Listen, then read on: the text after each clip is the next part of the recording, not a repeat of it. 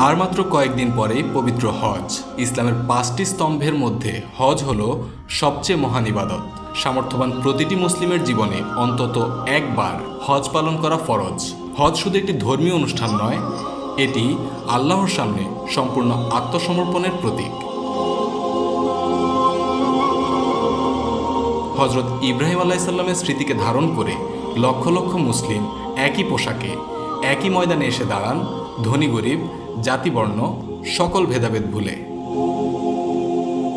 হজের প্রধান নিয়মগুলো হলো এহরাম বেঁধে মক্কায় প্রবেশ, কাবা শরীফ তাওয়াফ করা, সাফা মারোয়া পাহাড় সাই করা, আরাফার ময়দানে অবস্থান, মুজদালিফায় রাত্রিযাপন, মিনায় শয়তানকে পাথর নিক্ষেপ এবং কুরবানি।